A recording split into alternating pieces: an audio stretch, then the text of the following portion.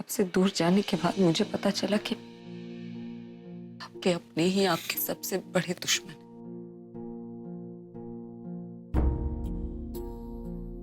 कभी कभी एक सच को सामने लेने के लिए 100 झूठ का सहारा लेना पड़ता है। एक सही मंजिल को पाने के लिए गलत रास्ता अपनाना पड़ता है। मैंने बस वही किया। मैं बहुत अकेली थी पर मैंने कभी हिम्मत नहीं हारी। बस मंजिल पर पहुंचने वाली थी तो आपकी हिम्मत को टूटते हुए देखा, आपका प्यार पर से भरोसा उठते हुए देखा। दिन ब दिन मेरे लिए आपकी नफरत बढ़ती जा रही थी, ऐसी नफरत जो आपको तकलीफ दे रही थी। और मैं आपको तकलीफ भी नहीं देख सकती, इसलिए मैंने पहले ही सारा सच आपको बता दिया।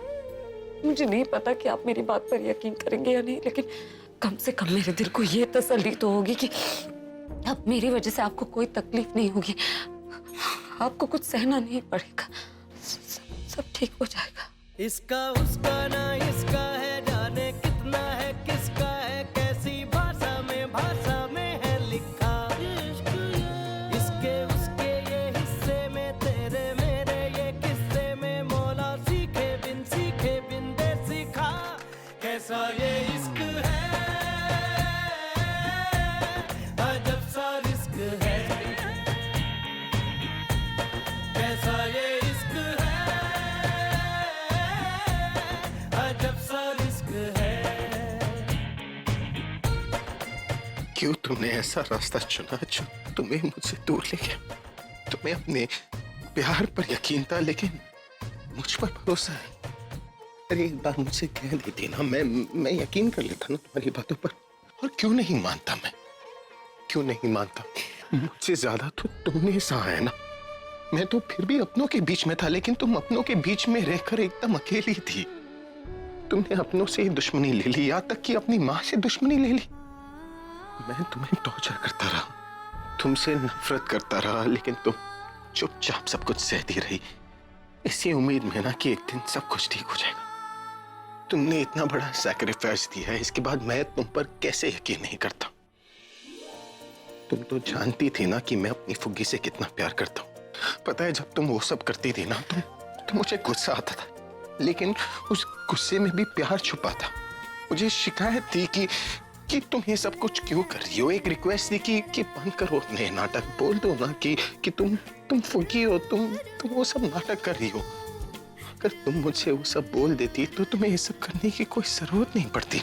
मैं सब सह सकती हूँ, आपको वापस पाने के लिए, आपके दुश्मनों को आपसे दूर रखने के लिए मैं सब सह लेती, लेकिन आपका प्यार पर से भरोसा उठते हुए मैं नहीं देख पाई ना। कैसे उठता भरोसा? कि प्यार करना तो तुम ही ने सिखाया है ना, तो मैं तुमसे नफरत कैसे करता? हाँ? पता है अगर तुम ये नाटक चालू रखती ना तो कुछ दिनों में मैं ही तुम्हारे पास आकर कहता कि बंद करो ये अपना नाटक। तुम जानती हो ना कि मैं अपनी फुगी से कितना प्यार करता हूँ। हाँ?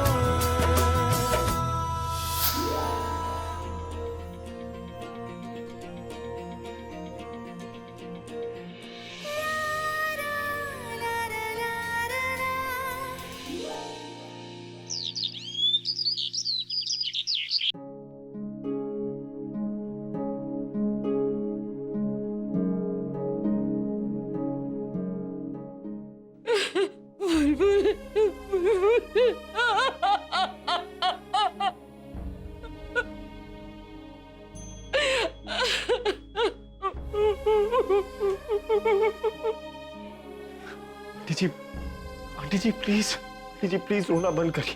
आंटी जी अब तो डॉक्टर ने भी कहा ना कि बुलबुल खतरे से बाहर है, तो आप क्यों रो रही हैं आंटी जी? हमें तो बुलबुल को सपोर्ट करना है ना। अगर हम उसको सपोर्ट करेंगे वो जल्दी ठीक होगी, और अगर आप इसे रोएंगी तो कैसे बात बनेगी? और आप क्या कहती हैं? आप यही कहती है ना कि बुलबुल आपकी सबसे स्ट्रॉन्ग बच्ची, किसी सबसे स्ट्रॉन्ग बेटे की माँ ऐसे कमजोर तो नहीं हो सकती ना। आप बैठिए, प्लीज बैठिए। देखिए अपनी बेटी को कि कितनी हिम्मत दिखा के वो अपनी जिंदगी के लिए लड़ रही है आंटी जी। आपको भी ऐसे हिम्मत दिखानी होगी ताकि जब बुलबुल उठे ना तो आपके चेहरे की हंसी देखे। आंटी जी उसको लगना नहीं चाहिए कि उसका एक्सीडेंट हुआ है। चाहता हूँ वो जल्दी से ठीक हो जाए ताकि उठ के ना फिर से वो शरारतें करे और हमें तंग करे। अपनी बकबक से और अपनी सारी बातों से पूरे घर में अल्लाह मचाए। और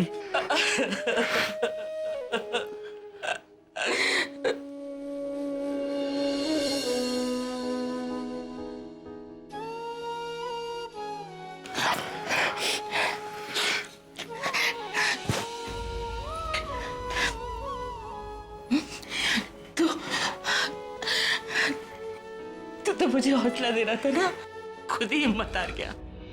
बड़ा मुश्किल होता है ना जब अपने आंसू रोककर किसी दूसरे के आंसू पोंछ रहे हो तो। लेकिन ना मैं तेरी बात बिल्कुल समझ गई हूँ। तूने बिल्कुल ठीक कहा। बुलबुल तो है ही शेर बच्चा, थोड़ी पगली है, पग पग भी करती है, शरारतें भी करती है, लेकिन बड़ी हिम्मती है। बचपन से बहुत हिम्मत रखी है। पिछली बार भी जब एक्सीडेंट हुआ था तो ठीक हो गई थी ना। मुझे पूरा विश्वास है कि वो इस बार भी ठीक हो जाएगी। और वो सबसे ज्यादा विश्वास मुझे तुम दोनों के प्यार पर है। तेरा प्यार उसे ठीक कर देगा। भगवान जी तुम दोनों को कभी भी अलग नहीं कर पाएंगे। वो ठीक हो जाएगी, उसको कुछ नहीं होगा, है ना? कुछ नहीं होगा उसे, कुछ भी नहीं होगा। सब ठीक हो जाएगा, है ना? सब ठीक हो जाएगा।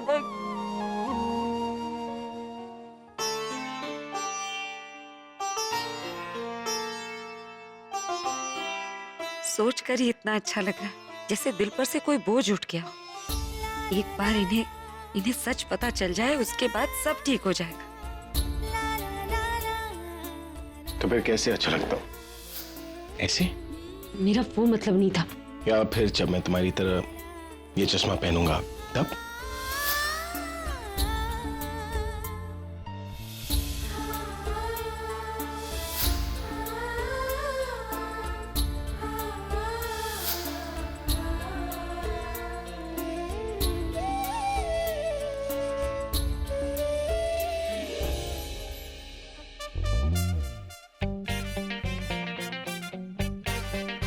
मुगैम्बो नहीं है। अच्छा हुआ, उसके आने से पहले ही बाहर निकल जाता हूँ।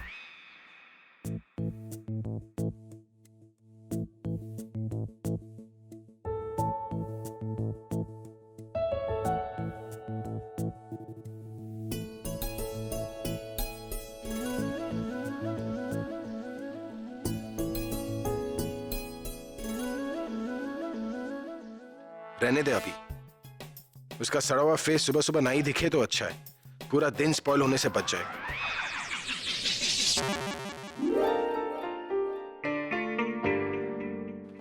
सुनिए, मुझे तुम्हारी कोई बात नहीं सुननी। सुनने सुनाने का हक तुम खो चुकी हो। नहीं, आप आज के बाद कभी मुझसे बात मत कीजिएगा, लेकिन आज मेरी बात सुन लीजिए। अरे मैंने कहा मुझे तुम्हारी बात नहीं सुननी ना। आप मुझसे बात मत कीजिए, मेरी कोई बात मत सुनिए। बस एक बार मुड़कर देख लीजिए।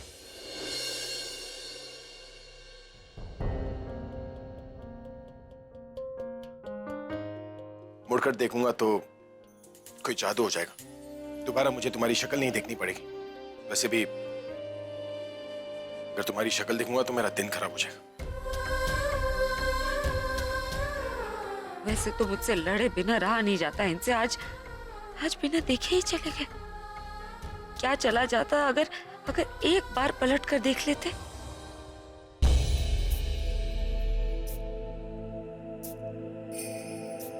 नमस्ते आंटी जी। ये फ्रूट्स। अरे तुम फ्रूट्स लेकर क्यों आई?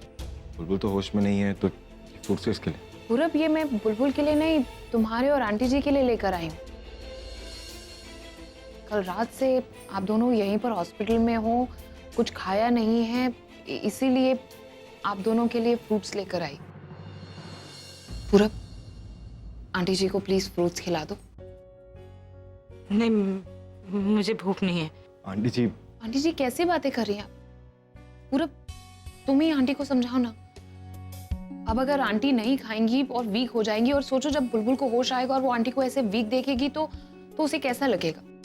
आप समझदार हैं, आप बड़ी हैं, आप तो अच्छे से जानती हैं कि बुलबुल का आपके और पूरब के अलावा और कोई सपोर्ट सिस्टम नहीं है। तो प्लीज अब जिद मत कीजिए और कुछ ना कुछ खा लीजिए, बुलबुल के लिए खा लीजिए। आलिया बिल्कुल ठीक कह रही है, आपको कुछ तो खाना ही पड़ेगा। आपने कुछ नहीं खाया और मैं आपकी ना कोई बात नहीं सुनने वाला। मैं ये फ्रूट्स कट करता हूँ, रुकिए।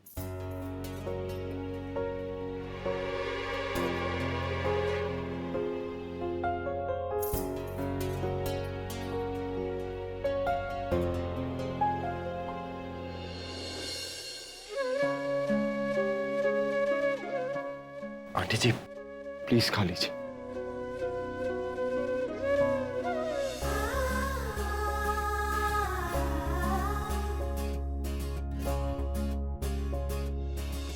कैसे हो आंटी जी? आंटी आपके चेहरे को देख के लगता है आपने ना ठीक से खाना खाया ना सोया। मैंने आपसे कहा था ना आंटी जी, आप टेंशन मत लीजिए, हम हैं ना, कुछ नहीं होगा बुलबुल को। मैं तो बिल्कुल भी परेशान नहीं हो रही। मुझे तो पता ही है कि मेरे दोनों दामाद मेरे बेटों से भी बढ़कर हैं। वो मुझसे बुलबुल। आंटी जी क्यों टेंशन ले रही है? बुलबुल को कुछ नहीं होगा, वो ठीक हो जाएंगे।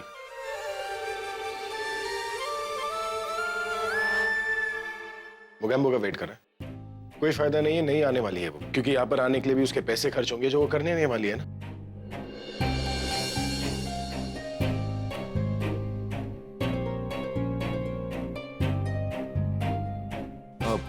अभी आंटी जी मैं डॉक्टर को मिलकर आता हूँ।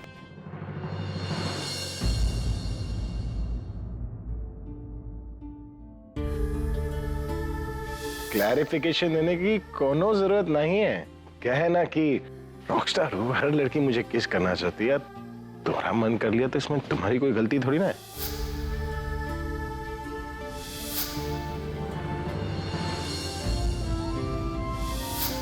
मुझे माफ कर दे बुलबुल, मेरी इस लड़ाई की कीमत तुझे चुकानी पड़ रही है। मुझे मेरा प्यार मिल सके उसके लिए तेरे अपने प्यार पर नजर लग गई और तेरी ये हालत हो गई। प्लीज तू जल्दी से ठीक हो जा, मुझसे अब तेरा ये हाल नहीं देखा जाएगा।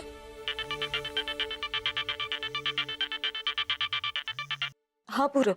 थी आप हॉस्पिटल नहीं आए अभी तक? अभी पहुंच गए और आप पहुंचे नहीं तो मैंने सोचा एक बार आपसे पूछ लूं, सब ठीक तो है ना? कुछ ठीक नहीं है पूरब, इनके मन में मेरे लिए नफरत बढ़ती ही जा रही है। ना वो मेरा ये रूप बर्दाश्त कर पा रहे, ना मैं उनकी नफरत। मैंने डिसाइड कर लिया कि मैं इन्हें अब अपना सारा सच बता दूंगी। थी आप क्या बोल रहे?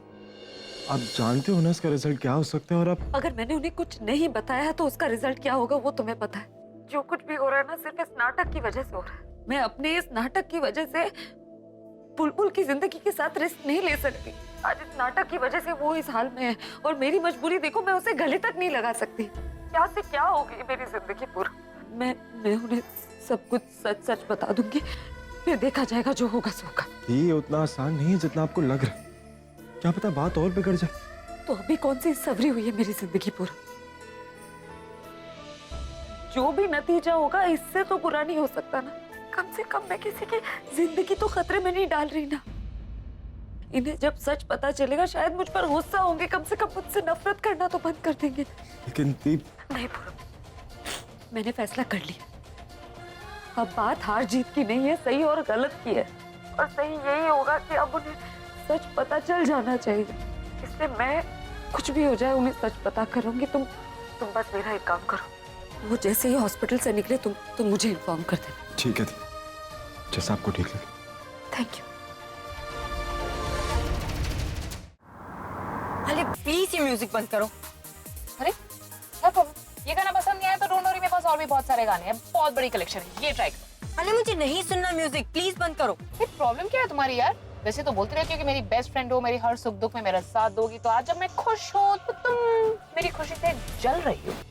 You know, मुझे कोई प्रॉब्लम नहीं हो रही है, मुझे गुस्सा आ रहा है। गुस्सा क्यों आ रहा है? मुझे तुम पे गुस्सा आ रहा है। You know, कहने को तो मैं तुम्हारी बेस्ट फ्रेंड हूँ, लेकिन तुम एक बहुत बड़ी सेल्फिश लड़की हो। मतलब अपनी खुशी के सामने तुम्हें ये दिखाई नहीं देता कि मैं कितनी उदास हूँ, कितनी दुखी हूँ मैं। तुम उदास हो? तुम उदास क्यों हो तनु? अरे तुमने देखा नहीं अभी और प्रज्ञा कैसे चिपक के डांस कर रहे थे उस पार्टी में, ऐसे डांस कर रहे थे जैसे वो मैरिड कपल हो। तुम अपने आप को मेरी बेस्ट फ्रेंड कहती हो ना, तो ये प्रूव करके बताओ कि तुम सच में बेस्ट फ्रेंड हो और सेल्फिश नहीं हो। I mean, जैसे तुमने बुलबुल को अपने रास्ते से हटाया, वैसे मुझे भी कोई आइडिया दो ना, जैसे मैं प्रज्ञा को अपने रास्ते से हटा दूं ताकि वो मेरे और अभी के बीच में कभी ना आए। स्वीटहार्ट, मुझे लगा था मेरे साथ रहकर तुम्हारा आईक्यू थोड़ा सा बढ़ जाएगा। समझदार होने के बजाय और बेवकूफ क्यों हो गई? ओ हेलो, आइडिया देना है तो दो वरना मत दो।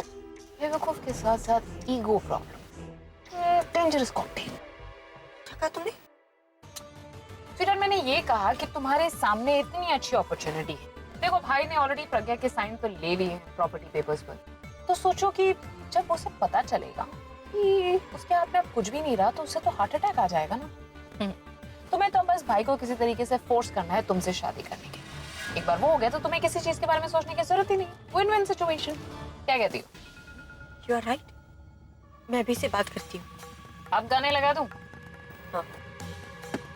एंजॉय।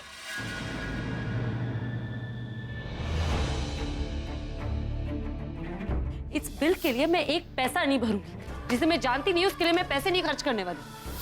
मैं तुम्हें अब और बर्दाश्त नहीं कर सकता। तुम्हारा ये रूप और बर्दाश्त नहीं कर सकता मैं। अब जब जब तुम्हें देखूंगा ना, तुमसे मेरी नफरत और भी बढ़ती जाएगी। अगर भगवान कहीं पर भी है ना, तो मैं उससे यही दुआ करूंगा कि मुझे तुमसे दूर रखे। इतनी दूर जैसे मुझे तुम्हारा कोई ख्याल तक ना आए तो सिर्फ वो घी की याद।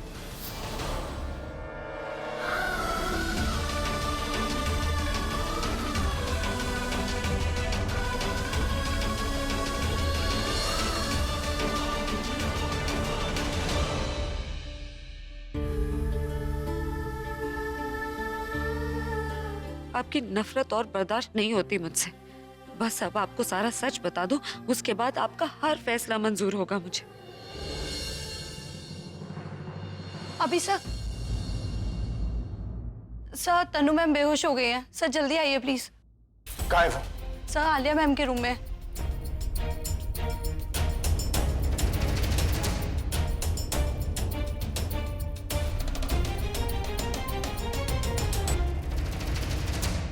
तनु, तुम ठीक तो हो ना? तुम अचानक से बेहोश कैसे हो गई? पता नहीं, अचानक आंखों के सामने अंधेरा छा गया और मैं गिर गई। लेकिन ऐसे अचानक कैसे तनु? पता नहीं, अभी आजकल मुझे बहुत वीकनेस सी फील हो रही है। तुमने डॉक्टर से बात की? तुमने डॉक्टर से बात नहीं की, दवाई नहीं खाई होगी, तुम अपना ख्याल बिल्कुल नहीं रख रही हो तनु, और इस घर में कोई तुम्हारा ध्यान नहीं रख रहा। अभी जब तुम ही मेरा ख्याल नहीं रखते तो और कोई कैसे ख्याल रखेगा? तनु, ऐसी बात नहीं है। मैं तो बस वो बस क्या, अभी मैंने तुम्हें प्रज्ञा से पेपर साइन करवाने के लिए कहा था। क्या तुमने साइन करवाए? तुम कैसी बात कर रही हो तनु? तुम जानते हो ना बुलबुल की क्या हालत है। ऐसे वक्त में उन पेपर्स के बारे में सोच भी कैसे सकती है? मेरे कहने का यही मतलब है, तुम्हें सबकी परवाह लेकिन मेरी ही परवाह नहीं है तुम्हें। ऐसा नहीं है तनु। ऐसा ही है। अभी तुम्हारी लाइफ की प्रायोरिटीज कुछ और है। मैं अपना नाम तुम्हारे साथ जोड़ना चाहती हूँ, पर मेरी क्या गलती है अभी? यही ना कि मैं तुमसे प्यार करती हूँ। अभी मैं पूरा दिन यही सोचती रहती हूँ कि मैं तुम्हें कैसे खुश रखूं, और तुम्हें मेरी खुशी का जरा सा भी ख्याल नहीं। अभी ये तुम्हारा बच्चा है जिसे मैं पाल रही हूँ। क्या तुम्हें अपने बच्चे का भी ख्याल नहीं है? अभी तुम्हारे लिए मैंने अपनी मॉडलिंग, अपना करियर, यहाँ तक कि अपनी फैमिली भी छोड़ दी। और भी सेक्रीफाइस करने पड़ेंगे, मैं करूंगी। पर तुम मेरे लिए क्या कर रहे हो? अभी देखो क्या हालत हो गई है मेरी। मुझे अपने आप पे दया आ रही है। ये नो व्हाट, तुम एक काम करो, तुम बुलबुल के पास वाला रूम ना मेरे लिए बुक कर दो, क्योंकि तुम्हें तो मेरी हालत तब दिखेगी ना जब मैं मरने जैसी हो जाऊंगी। और वैसे भी जीने का क्या फायदा जब तुम ही मेरे साथ नहीं हो। क्या फालतू बात कर रही हो तुम तनु? एक बार बुलबुल को ठीक हो जाने दो, फिर देखना उन पेपर से कैसे मैं प्रज्ञा से अपना सब कुछ वापस ले लेता हूँ। खाना बंद करो। जब उसके पास प्रॉपर्टी और ये पावर नहीं रहेगा तो हो सकता है फिर से वो कोई ड्रामा करे। हो सकता है वो पुरानी प्रज्ञा बन के तुम्हारे सामने आ जाए और तुम्हें अपनी बातों में फंसा ले। तनु, उसकी असलियत मेरे सामने आ गई है। वो चाहे कुछ भी बोले, कोई भी रूप में है, लेकिन मैं उसकी बातों में नहीं आने वाला तनु। ठीक है, अगर ऐसी बात है तो तुम मुझे प्रूफ करके बताओ। तुम उस प्रज्ञा को घर से बाहर निकाल दो और सबके सामने हमारी शादी की डेट अनाउंस करो। तनु, बस एक बार बुलबुल को ठीक हो जाने दो, उसके बाद जो तुम बोलोगी ना ऐसा ही होगा।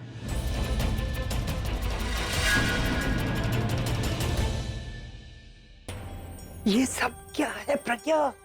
क्या करने जा रही थी? मैं और क्या करूं दादी, मुझसे नहीं सहा जाता। उनके मन में मेरे लिए नफरत दिन ब दिन और बढ़ती जा रही है और मुझसे नफरत करने में वो मुझसे ज्यादा खुद को तकलीफ दे रहे हैं। मैं नहीं देख सकती दादी, इसलिए मैंने सोच लिया मैं उन्हें सब सच बता दूंगी। तो जा सब कुछ बता दे उसे। अरे तू क्या समझती है, तेरा ये रूप देखकर अभी तेरी बात मान लेगा? तो फिर अंदर चली जाती ना। मैं तो वहां रोकने नहीं गई थी तेरे को, मुझे तो कुछ पूछा भी नहीं तूने। मुझे माफ कर दीजिए दादी, लेकिन मुझसे और बर्दाश्त नहीं होता। एक तरफ मेरी वजह से मेरी बहन उस हालत में हॉस्पिटल में पड़ी और दूसरी तरफ मैं इन्हें रोज अपने सामने तड़पते हुए देखती हूँ। पहले तो सिर्फ मुझसे नफरत करते थे, मुझे लालची और स्वार्थी समझते थे, लेकिन अब इन्हें लगता है मेरा बुलबुल से कोई रिश्ता नहीं। एक मिनट के लिए मैं अपनी बहन को देखने गई थी और इन्हें लगता है कि मैं वहां भी अपने पैसे बचाने गई थी, बुलबुल के इलाज में पैसे बचाने गई थी। पूरी दुनिया मुझसे नफरत करे ना, मुझे कोई फर्क नहीं पड़ेगा, लेकिन वो जो मेरी पूरी दुनिया वो मुझसे नफरत करे मैं नहीं देख पाऊंगी। मुझे लगा था कम से कम आप तो मेरी हालत समझेंगे, लेकिन आप भी नहीं समझती मेरे दर्द को।